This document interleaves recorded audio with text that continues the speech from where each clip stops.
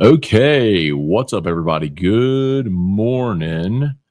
Welcome to a Sunday edition of Morning Scone presented by Brock, the Baton Rouge Orthopedic Clinic, Parish Construction and Roofing, Unique Physique, uniquephysique.com, Restored Motions, restoredmotions.com, and Bocock Brothers.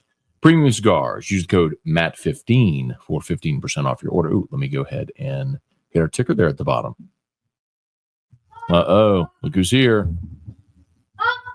Look who's here. You want to say hi to Dad, Joe?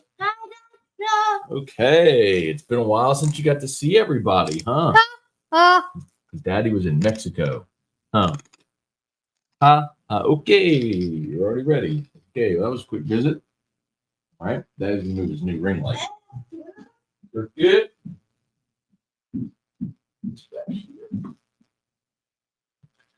Okay. New ring light, big ring light with a holder in the center for your cell phone, so you do a video of the ring light. Okay.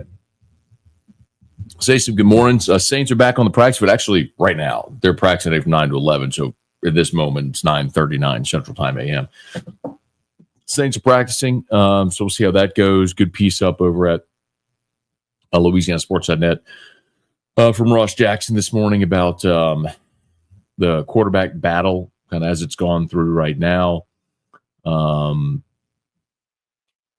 So they had 3 practices, then had a day off, and now back today for a 5-day stretch practice for the next 5 days. So nice piece up right now about the quarterbacks, kind of a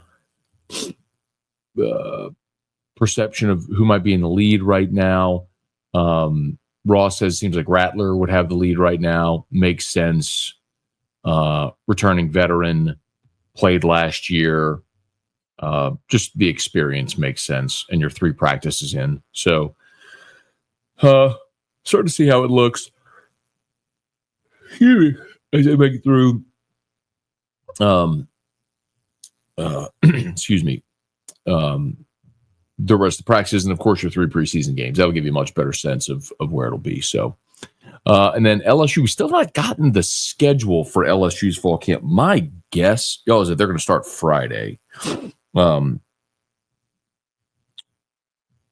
guess is they'll start Friday the 1st. But we will see. They have a certain number of days they can practice before their first game. And so there's like a start date. I think it's August 1st. I think it's August 1st. So it'll be Friday.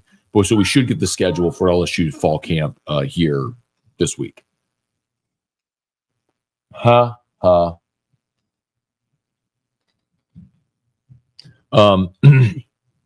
bud.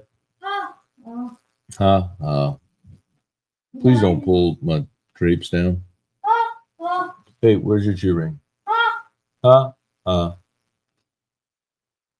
Okay.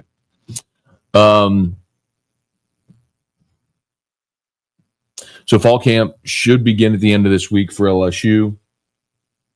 Storylines abound. Certainly keep an eye on starting offensive line, which was really the storyline throughout the spring, and then battles in the secondary, and then health of guys like Wood Weeks, Harold Perkins. Are they out there for the first practice fall camp? So some things we'll be keeping an eye on whenever Tigers get out there for practice. All right, let's say some good mornings. Please smash the like button if you would subscribe to the channel, Facebook, like the page, share the post. We appreciate y'all for hanging out with us, all of our sponsors here. Jacob Thompson, good morning. How was Mexico? Mexico was fantastic. Mostly had awesome weather. There was one night when it rained. It's most people in our group said the lightning and thunder woke them up. Did not wake me up. I didn't hear it at all, but mostly had fantastic weather. We got to celebrate our really good friends who were celebrating 20 years of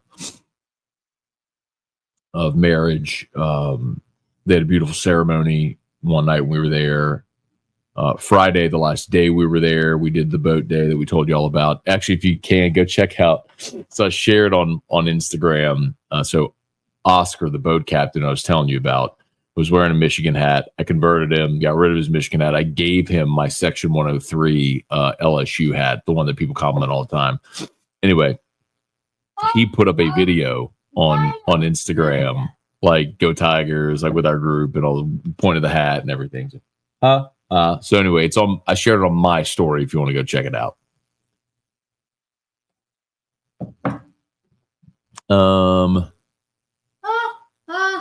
Hey Leon, good morning. Thank you, man. Rick, good morning. Lowell, good morning. Hey Deborah, good morning. Ryan, good morning. Hey Brad, good to see everybody here. Good to be back. Hope everybody's had a great weekend so far. Good morning. Crystal, happy Sunday to you as well. Hey Dad, good morning from Kansas. Okay, yeah, my sister, her family were in town starting at Drew's birthday, and for a couple of weeks on Friday they drove back to Kansas. My dad went with him. He's flying home. When are you flying home, Dad? Hey Rex, good morning. Randy, totally agree now. Beemore and Josh Thompson weren't brought in to sit, but Kern may throw a wrench in there. Yeah, I don't think Karis Kern's the one that'll throw a wrench in there. Kern, they actually had playing at left tackle in spring, and I don't know that Kern's going to start at left tackle. And as far as your interior players, the young veteran who might throw a wrench in there, as you said, would be Cohen Eccles. I think Cohen Eccles projects as a center. And so he, I think, would be your starting center next season when Braylon Moore is gone. But Moore was brought in to be a 1 year. Your only returning starter on the offensive line was DJ Chester. He was also your weakest starter on the offensive line. So, so if you can move Chester to guard, awesome. Moore at center, Chester and Thompson at guards. The other guy who could throw a wrench into things is Paul Mabenga, who did start 6 games last year. And it was a struggle for Mabenga at the beginning, but every week, like go look at his Pro Football Focus grade, like every week he improved. 5 starts at left guard. So anyway, like that would be the other one. It's easy to say Kern, Randy, because he was a 5-star. But that's not more realistically the one. Kevin, good morning. Who do you have as players most watching LSU football this season, one on each side of the ball? Well, there's a lot of different ways you can define that, Kevin. I mean, I think an easy answer offensively would be Nussmeier because he's got a shot to win the Heisman. They have a ton of weapons. He threw for 4,000 yards a season ago. Statistically, it should be there. It just is the team's success there. That's the one. If you're looking like for a newcomer offensively, Harlem Berry's probably the answer because, I mean, he's a 5-star. He came in and he's going to factor in somehow, some way.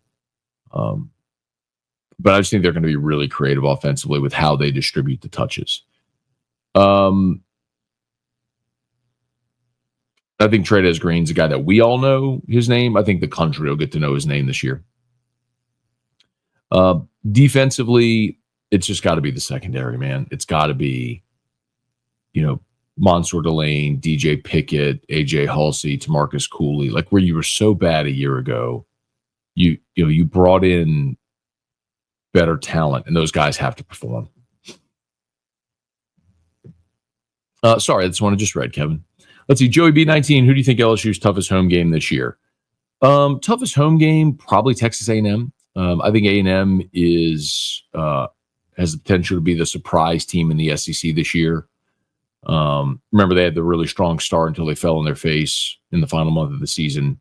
But Marcel Reed's back. They might have the best offensive line in college football. They got 3 really good running backs, and I think Mike Elko's defense is going to be pretty good. I don't know that that's a championship or playoff caliber team, but is that a team that gets a 9-3? Yeah. You look at your other home conference games. I don't think LSU has a problem with South Carolina. I don't think LSU has a problem with Florida. And I don't think Arkansas is very good at all. So I'd probably go A&M.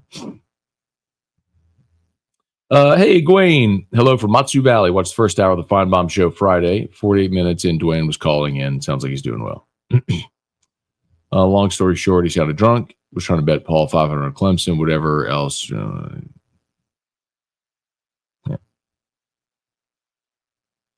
Yeah. He's awful. Sorry that I ever gave that clown the time of day. But it was interesting. Crystal, good morning. Sabrion, good morning. Okay, Dad's coming home on Wednesday. Got it. Hey, Brad, why didn't you eat breakfast on vacation? Are you just not a breakfast person, or you still one of the best? I did eat breakfast on vacation, Brad. So I fast every day. Like coming home yesterday, I was like, thank God I get to get back into like my routine. Like a cold plunge this morning, I brought my supplements and everything with me, but I haven't been. I tried to take cold showers, but man, at best they were lukewarm. I mean, they just didn't have cold water there, so which is weird. But I got home last night and got in my sauna like right when I got home. This morning I cold plunged, fasting. So I did eat breakfast because the whole point was, I mean, you're here, you paid for it. Like, go try all these restaurants. Erica wanted to eat. Erica loves breakfast. So yeah, we ate breakfast every day, which I never do. But I'll be back on like my factor meals, my fasting, all my stuff starting today. So the great purge of 2025 begins. Hey, Jesse, good morning. Do you think Rattler is the week 1 starter? I've said all along that I think Tyler Shuck wins the job. Now, could Rattler be the guy week 1, and then at some point, if he hits a few speed bumps, do they give Tyler Shuck a shot? I could see that happening. My point of contention, Jesse, all along has been, if they were confident in Rattler, they wouldn't have used the 40th pick on Shuck. New coaching staff. New coaching staff. This staff is the one that drafted Shuck, and he's going to be their guy. I mean, it's kind of the way it goes. Is it week 1? We'll see. I guess it depends on how quickly Shuck comes along. But I've said it since last year, man. I like Spencer Rattler. I like the guy who has all the physical ability in the world, who's humbled a little bit, and how he's come through it. And I do not hold anything that happened last year against Spencer Rattler, because he was out there. Same with Jake Haener. I mean, they were out there with basically what amounted to a practice squad roster trying to play NFL games. So, I mean, impossible to judge. Leon, I like the interview with Justin Reed saying he and the safety from Indy going to bring the pain, so to speak. Love seeing the energy between the skill players, ready for big guys and pads. Yeah, man. I'm excited to get a look at him in there. I know we're not going to see a ton in preseason games, but it'll give us a good look of at least formation, like what to expect. Remember last year when Clint Kubiak was here, so much of the conversation was all the motion, right? All the shifting and all the motion in the wide zone. So it was good to at least see it for the first time, like how it's going to look. So we'll get a sense of what Kellen Moore wants to do when they start playing preseason games. Hey, Ryan, let's see. What do you think would be more of a disappointment? If there was one for Tiger football season. Oh, got it. Excuse me. If there was one for Tiger football. Offensive line struggles or defense? Defense. I mean, the offensive line, you're replacing 4 starters. It would be natural to assume there's going to be some growing pains with a totally new group together. I think they're talented. I think they have the potential to be really good. And like I was reminding you, LSU was 104th in the country in rushing offense a year ago. I mean, I'm not saying all of that's on your offensive line, but a chunk of it is, especially the ability in the red zone and short yardage situations. You need to move some bodies. Hopefully this team can do that. But year 2 under Blake Baker, with the investment, the personnel investment they made on the defensive side of the ball, the 3 defensive ends, Mansour Delane, the two safeties, Sadir Mitchell, like the investment they made to be better immediately on defense. If they're not, that will be a massive disappointment. Now, I'm not saying they got to be top 10 in the country, but you got to go from, when they were 108th a couple of years ago to I think they were 59th last year. You need to be somewhere around 30th. Not saying you got to be the best in the country, but you got to be good enough to be able to to complement your offense, to be able to win every game on your schedule. Below. I'm not saying you're going to win every game on the schedule. Below. Say, below. Love you. Hey, Gulf South, good morning. Let's see. Do you have any plans to cover high school football in Louisiana Sports.net? GoPro says the site it's a good idea to start charging $10 a month now. Heard the site was sold, I'm not paying.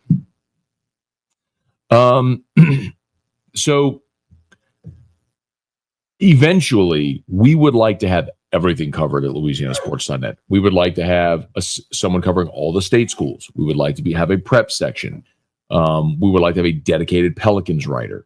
So the answer to your question is yes, there is a plan to do that. But what, baby? I want video, please. Okay, thank you for asking so nicely. 1 second.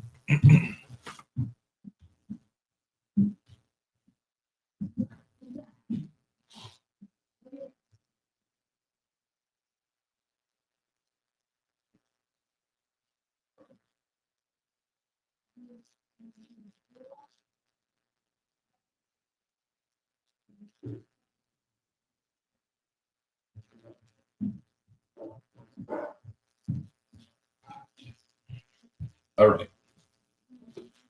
Apologies.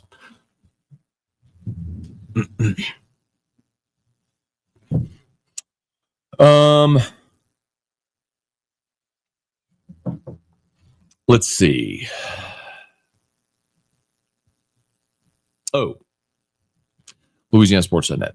Yeah, so much of that, though, is just budgeting for writers, right? So, like, we knew when we launched Louisiana Sports.net, we had to start with two pillars, we started with three, but we had to have LSU, we'd have Saints, and my decision was the third was to have an SEC writer, which would allow us to broaden our reach outside of just the Louisiana footprint. I know it's Louisiana Sports.net, but the idea was there's enough interest in Southeastern Conference of let's at least have touch points in our footprint to make our site more regional instead of just singularly Louisiana.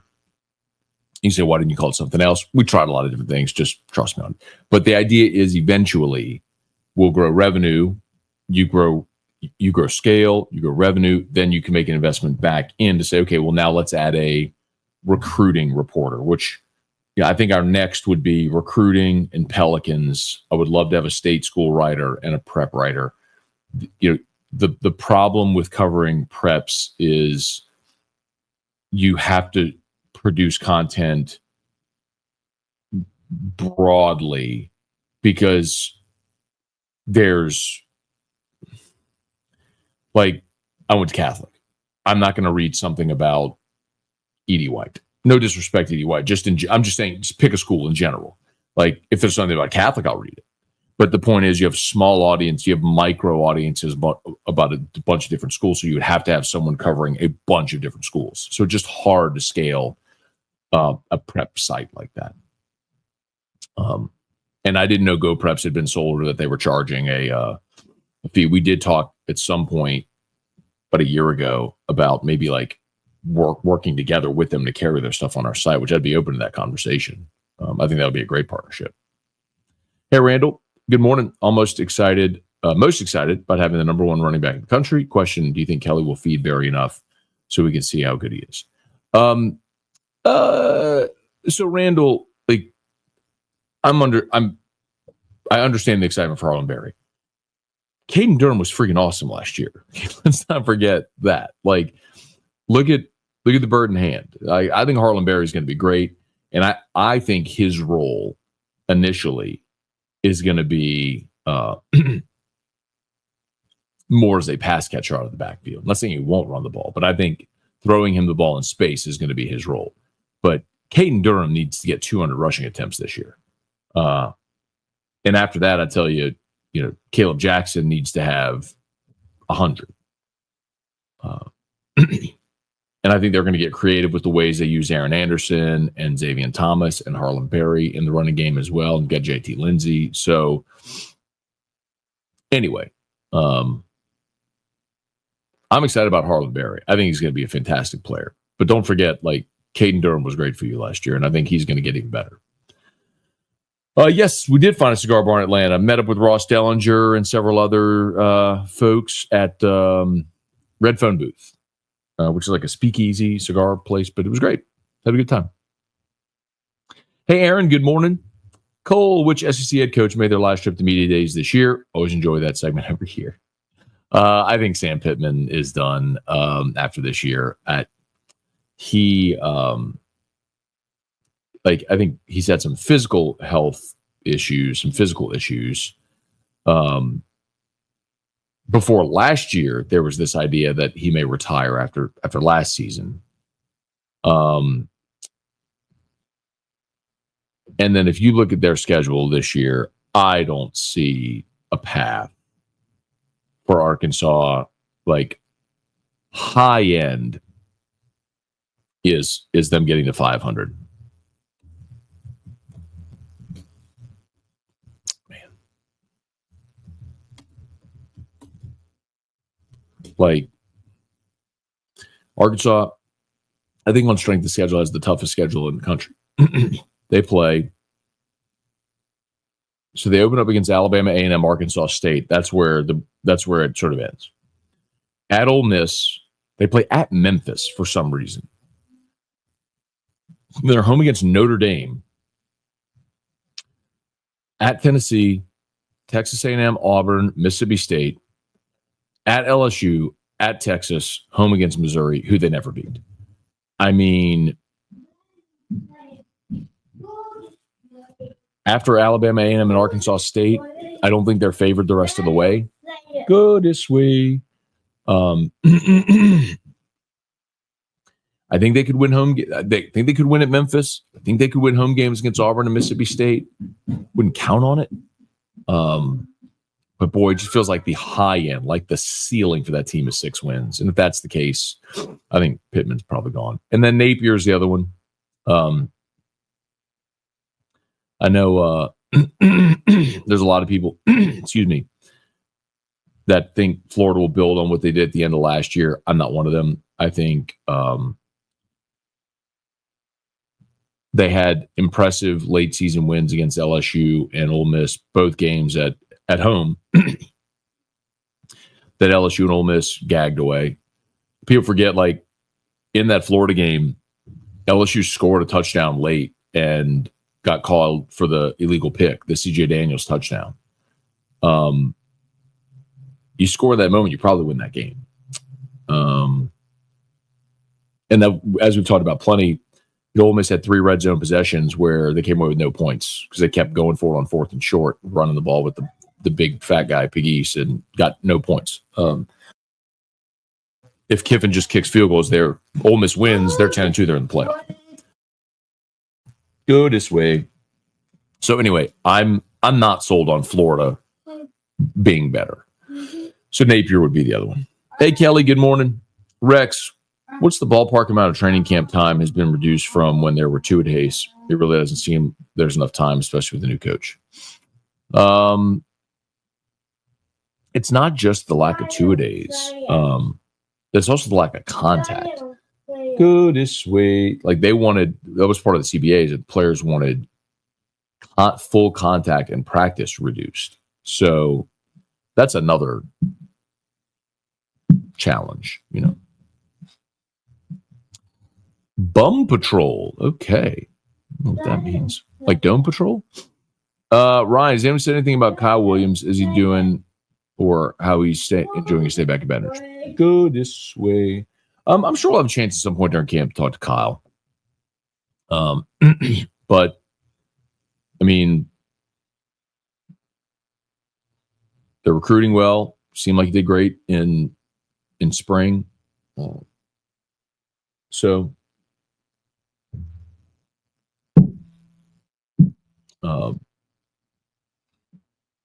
both Hester and Flynn played with Kyle, so I'm sure they'll do some type of interview with him coming up soon. Go this way. Let's see. Sven isn't during the number one. He is. Yeah, so we talked about that a little bit. So I think the question is just for the running backs and all the offensive skill guys. Like this is probably my biggest. I mean, look, the offensive line, of course, you lose 4 starters. Like, how does that look? But the bigger picture question is, how do they distribute the touches?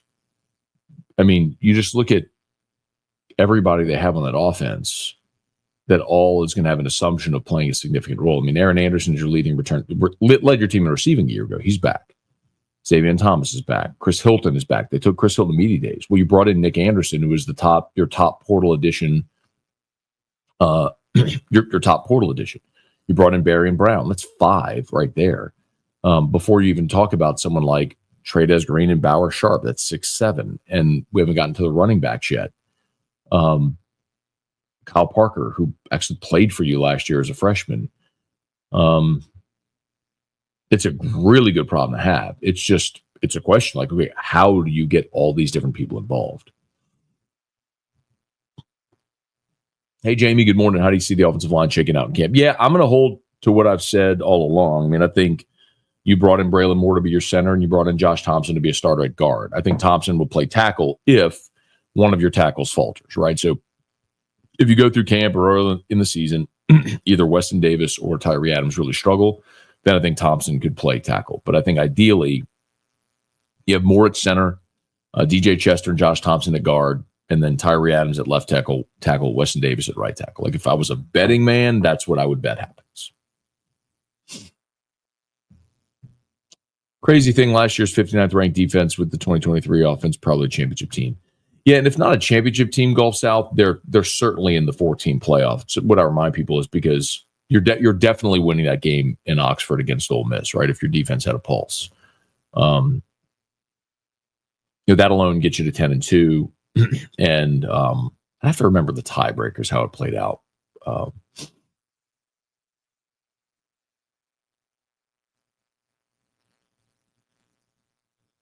Would that have gotten you in? Would that have gotten you to Atlanta?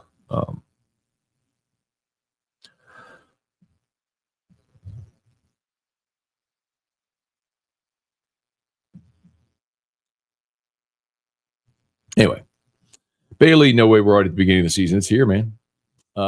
Jamie, hi, Drew. If LSU missed the playoffs, BK on the hot seat in 2026. That's a possibility, right? They missed the playoffs this year. You go into 2026, assuming, no Nussmeier, all these one-year portal mercenaries gone, you assume a step back in 2026. That's when you could have that conversation, right? Hey, Ryan, if Sam Pittman and Sunbelt Billy win 6 games, they need a lifetime contract. Pittman, for sure. Napier, I think they probably have bigger expectations there in Gainesville.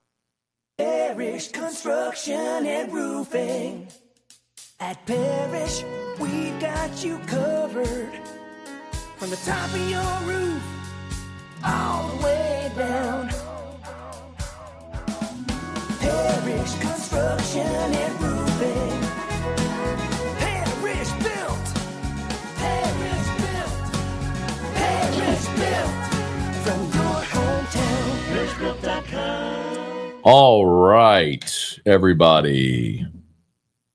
Parish Construction and Roofing. Remember, if you need North Beach, go to Brock. Brock Rock and Wine was last night. Hope the event was awesome. If you need North Beach, go to Brock. They're the best. If you need a roof, you give a shout at Parish. Parish Construction Roofing, ParishBuilt.com. Unique Physique, UniquePhysique.com. Remember that semaglutide, tirzepatide, the GLP-1 meds, the weight loss shots. Lowest prices, never any contracts. Do the whole thing over telemed. They can ship your medicine anywhere in the country. So it doesn't matter where you are listening or watching from. Unique Physique can help. And of course, go see Crystal Poche over at Restored Motions and RestoredMotions.com. Book a session. She'll get you through it. Where am I? Casey Sith, good morning. Richard, last CBA really hurt the quality, in my opinion. Then they lost a preseason game, which makes it really hard to develop young players. I think they've had to find ways to be way more efficient with the time they have. And losing the preseason games, whatever, because your starters weren't playing in preseason anyway. And I understand what you're saying. Like, you're developing young guys in the preseason. There's something to that. I think that time on task is beneficial, but they make a decision, right? And so in losing a preseason game, you add a regular season game. And in adding a regular season game, that increases revenues. So you increase ticket sales, you increase your television contracts because you're adding more inventory. And as a result, contracts to the players go up because revenues are going up. So the salary cap goes up. So revenue, contracts go up. So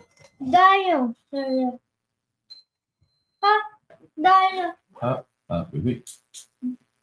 Almost done.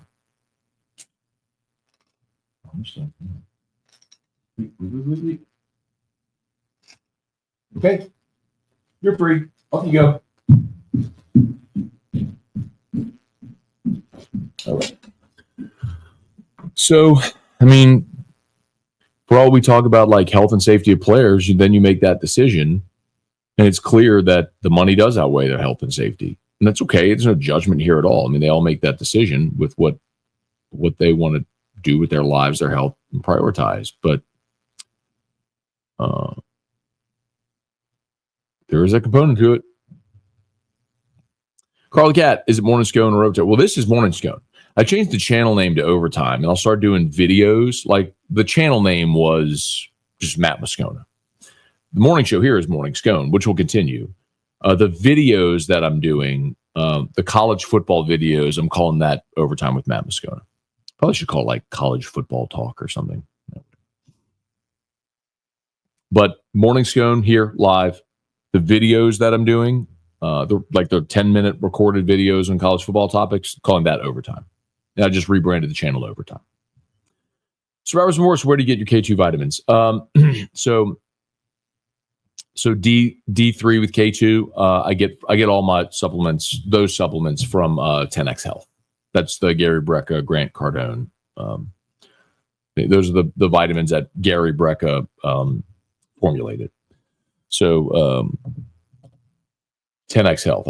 I take the Optimize. So that's where I did my genetic methylation test. So I figured out where my body was deficient. So I take Optimize. I take the D3 with K2. I take zinc, magnesium, TMG.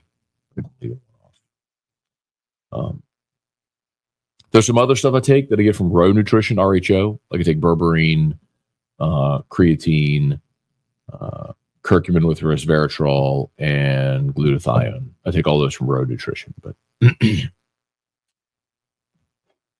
the one you asked about is 10X.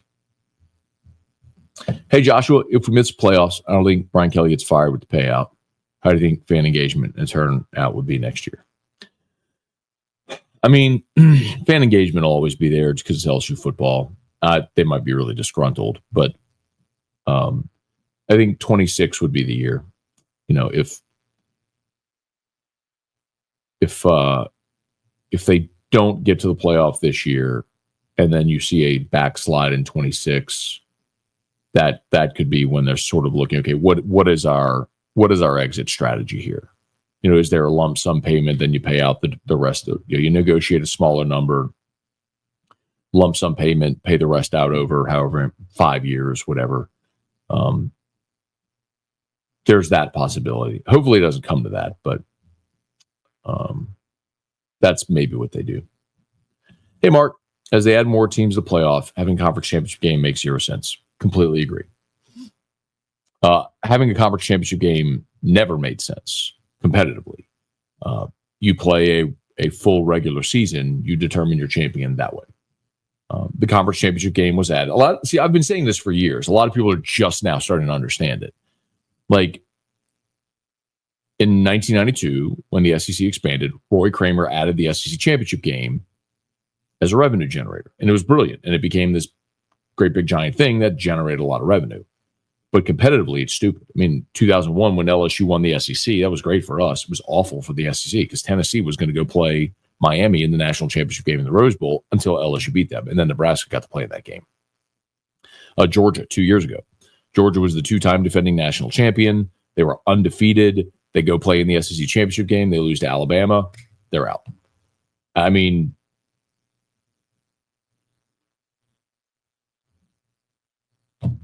it doesn't make sense. I mean, Tim Tebow's Florida team in 2009, when all those seniors came back, they were undefeated, defending national champ. They lost to Bama in the SEC championship game.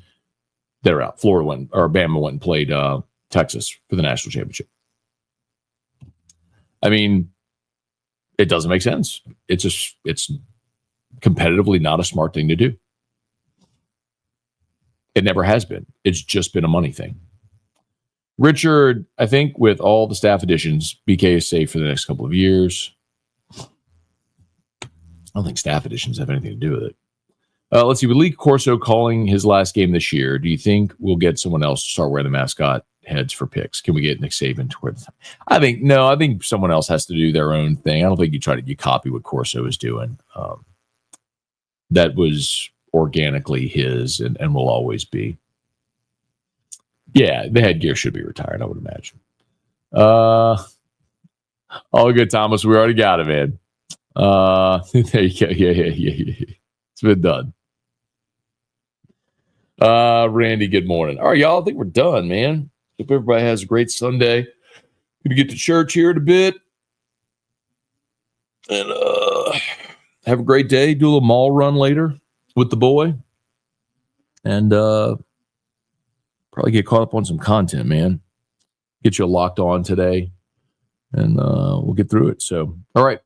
Let's get out of here. Remember, all of our sponsors are linked in the description on YouTube. I'll get them tagged on Facebook. Y'all have an awesome day. Thanks for being here. Peace.